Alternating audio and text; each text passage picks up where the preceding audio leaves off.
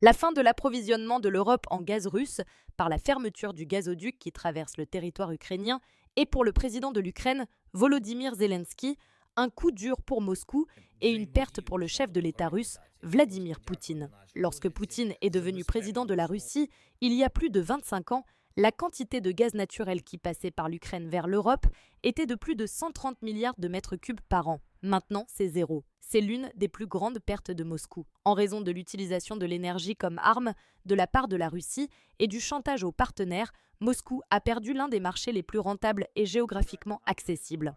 Zelensky a fait ses commentaires après que le géant d'État russe, Gazprom, a annoncé qu'il avait suspendu les approvisionnements en gaz vers l'Europe par le gazoduc qui traverse l'Ukraine, après que Kiev a refusé de renouveler le contrat signé avant que Moscou ne commence la guerre en Ukraine en février 2022. Cela signifie, à son tour, que l'Ukraine perdra également 800 millions de dollars par an qu'elle sécurisait grâce aux frais de transit. Gazprom lui-même perd près de 5 milliards de dollars dans toute cette situation. Zelensky a précisé que la plupart des États européens se sont déjà adaptés au changement, mais a souligné que l'Ukraine et ses alliés doivent soutenir la Moldavie pendant la période de transformation énergétique. La Moldavie est encore partiellement dépendante du gaz russe. Pendant ce temps, l'Ukraine espère une augmentation des approvisionnements en gaz américain en Europe.